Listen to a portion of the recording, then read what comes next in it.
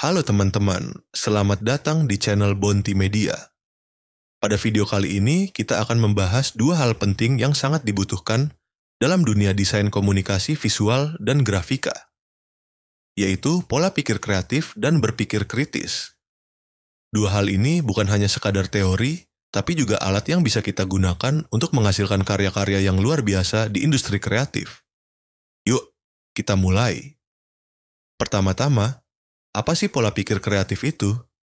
Pola pikir kreatif adalah kemampuan untuk melihat sesuatu dari sudut pandang baru, menciptakan ide-ide segar, dan menemukan solusi yang unik untuk masalah tertentu. Orang dengan pola pikir kreatif tidak takut untuk keluar dari zona nyaman dan berani mencoba hal-hal baru. Sedangkan berpikir kritis adalah kemampuan untuk menganalisis informasi secara logis dan sistematis.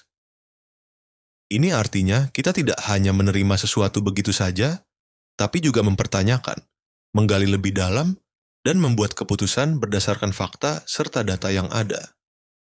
Nah, kombinasi dari kedua pola pikir ini sangat penting, terutama dalam proses produksi di industri desain komunikasi visual dan grafika. Kenapa? Karena di sini kita butuh ide-ide yang inovatif sekaligus solusi yang realistis dan efektif.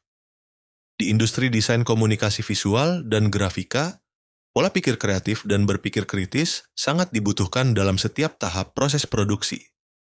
Misalnya, saat kita mendapatkan brief atau permintaan dari klien, kita harus menggunakan pola pikir kreatif untuk memahami kebutuhan mereka dan menciptakan konsep yang unik. Tapi, kita juga harus menggunakan berpikir kritis untuk memastikan bahwa konsep tersebut dapat diwujudkan dengan anggaran yang tersedia, teknologi yang ada, dan batasan waktu yang diberikan. Jadi, kita tidak hanya asal bikin ide bagus, tapi juga memastikan ide itu bisa direalisasikan. Selain itu, saat kita bekerja dengan tim, pola pikir kreatif dan berpikir kritis juga membantu kita untuk berkolaborasi dengan lebih baik. Misalnya, saat ada feedback dari klien atau rekan kerja, kita bisa menggunakan berpikir kritis untuk menganalisis apakah feedback itu relevan, lalu menggunakan pola pikir kreatif untuk menyesuaikan desain tanpa kehilangan esensi awalnya. Untuk lebih jelasnya, mari kita lihat beberapa contoh penerapan pola pikir kreatif dan berpikir kritis dalam proses produksi.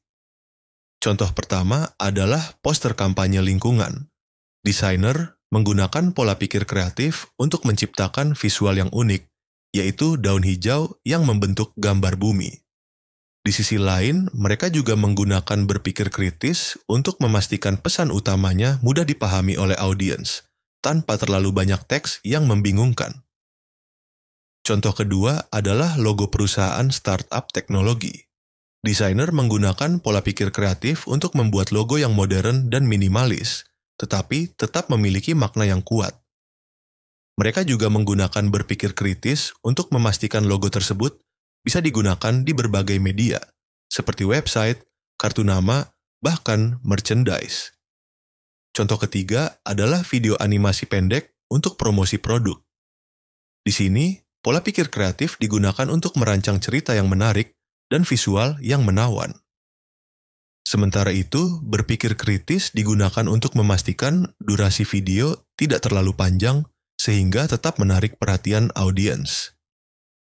Nah, itulah penjelasan singkat tentang pola pikir kreatif dan berpikir kritis, serta bagaimana keduanya diterapkan dalam proses produksi di industri desain komunikasi visual dan grafika. Ingat ya, menjadi kreatif itu penting, tapi kita juga harus selalu berpikir kritis agar ide kita bisa diwujudkan dengan efektif.